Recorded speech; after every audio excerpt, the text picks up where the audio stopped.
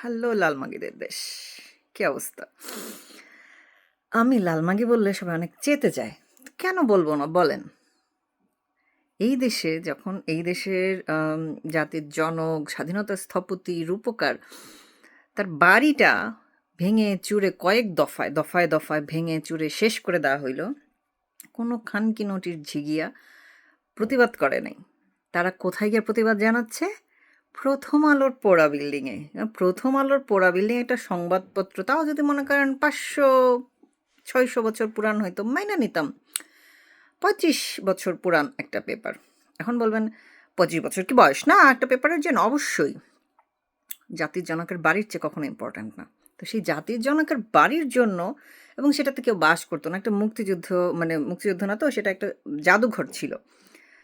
সেই জাদুঘরের জন্য কারোর মন কান্দে না। সেই জাদুঘরে এমন অনেক জিনিস ছিল যেটার কোনোদিনই মানুষ বানাইতেও পারবে না। কিন্তু এরা কাঁদতেছে প্রথম আলোর বিল্ডিংয়ের জন্য। সারা জীবন যাদেরকে দেখে আসছি যে এদেরকে একটা কি বলবো, রোল মডেল বা আইকন বলেন, হোয়াট এভার, যেমন আফজাল হোসেন, তারপর সারা সারা চিনেন নাই? ওই যে সারা আলী খান নাকি যেন, সরি ওটা তো সাইফ আলী খানের মেয়ে হয়ে যায়, সারা হোসেন আইনজীবী। তারপর আর কে কে আছে? জয়া আহসান, তাকে কোনো সময় আইডল আইকন কিছুই মনে করে না, বাট সে প্রথম আলোর পেপারের বিল্ডিংয়ে গিয়ে কাঁদতে পারে, কিন্তু জাতির জনকের বাসভবন জাদুঘরটার জন্য মুখ দিয়ে একটা রাও বাইর হয় নাই। তো এদেরকে আমি খানকিনটি বলবো না তো কি বলবো? কেন বলবো না? দুনিয়াতে এইরকম চোদনা জাতি আর নাই, আমি আর দেখি নেই, এবং আমি সেই জাতিতে বিলং করি দুর্ভাগ্যজনকভাবে। তো এই চোদনা জাতির কপালে আইসা জুটছে 10% প্রধানমন্ত্রী। সেই প্রধানমন্ত্রীর জ্বালানি মন্ত্রী বলতেছে, বিদ্যুৎ মন্ত্রী বলতেছে, আমাদের টুকু ভাইয়া বলতেছে, সেই যে আমরা যে 2001 থেকে 6 পর্যন্ত যেটা শুনে বড় হইছি, তো উনি সেটাই রিপিট করতেছে। শপিং মলগুলো এত আলোকসজ্জা করছে কেন? শপিং মলগুলো এত রাত পর্যন্ত খোলা থাকবে কেন? Shopping mall, shopping mall, shopping mall.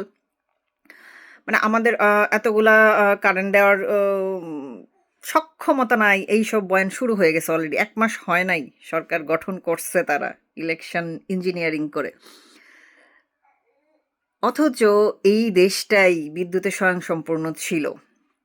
এখন বলেন তারপরও লোডশেডিং হইতো, সেটার একটা নানা কারণ আছে।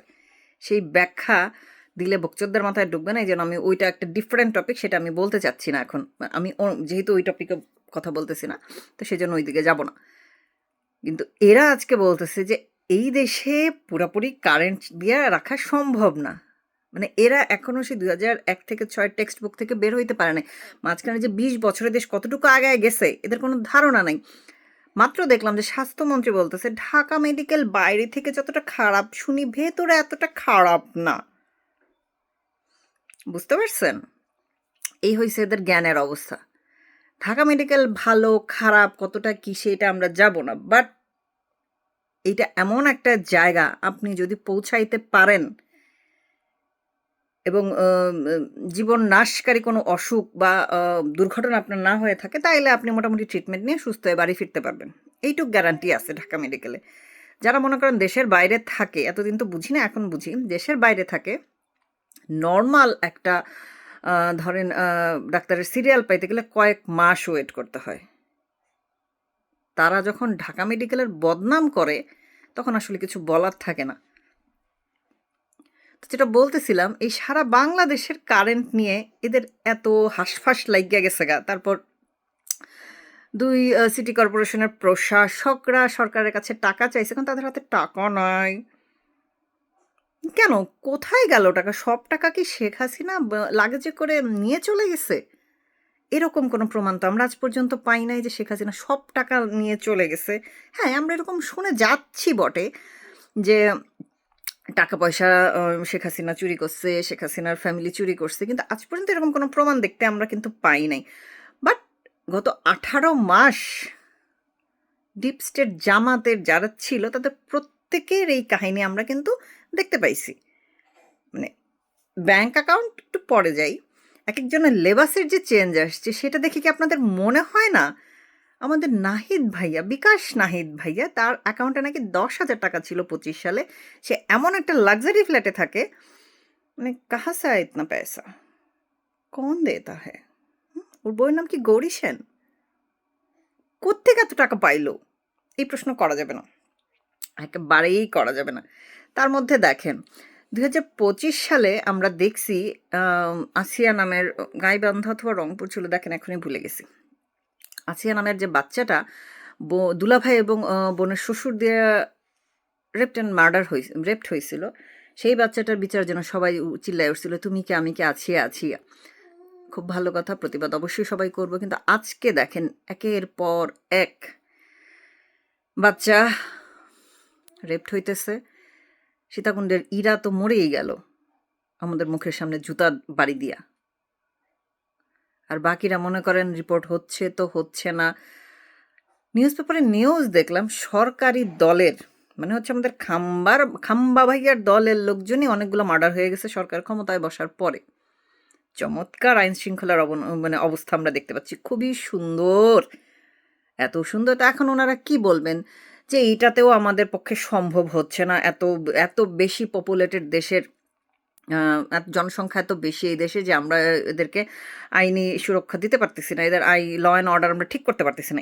এই অজুহাত দেবে, যেহেতু জ্বালানির ব্যাপারে তারা এই অজুহাত দিচ্ছে, কারেন্টের ব্যাপারে যে আমাদের প্রপার টাকা পয়সা নাই, আমাদের গ্যাস নাই, কারেন্ট নাই, যেটা গ্যাস নাই যেটা দিয়ে আমরা কারেন্ট প্রডিউস করতে পারবো, বা আমাদের টাকা নাই যে টাকা দিয়ে আমরা কয়লা গ্যাস কিনে দিয়ে কারেন্ট বানাইতে পারবো। বুঝতে পারছেন, সরল স্বীকারোক্তি।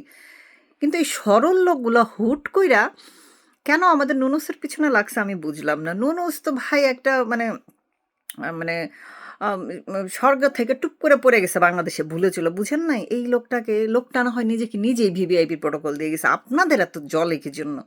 হ্যাঁ, আপনাদের কেন এত জলে? হিংসা হয়? তার মতো হতে চাও? শোনেন, নুনুসের মতো হইতে হইলে, এরকম বাটপারেশ্বর হইতে হইলে আপনাদের আরো কয়েকশো হাজারবার পয়দা হইতে হবে। এর আগে আপনাদের পক্ষে সম্ভব হবে না নুনুসের মতো এরকম বাটপারি করতে। ওই লেভেলের বাটপার হইতে মনে করেন এই বাংলাদেশে আরেকজন কি হইতে পারবে? না, মানে হওয়ার লাইনে আছে কিন্তু পারবে না মনে হয়। সেটা হচ্ছে আমাদের ডাস্টবিন শফিক্কা। একে তো সে নিজেকে অবৈধ আইন ব্যবহার করে নিজেকে ভিভিআইপি প্রোটোকল দিয়ে রেখে গেছে, এসএসএফ দিয়ে। মানে সে কে এমন চোদনার পুত যে তাকে 1 বছর ধরে এসএসএফ, মানে 26 সাল থেকে 27 সাল পর্যন্ত তাকে এসএসএফ দিয়ে ভিভিআইপি প্রোটোকল চোদাইতে হবে? কানকির পুত কোথাকার।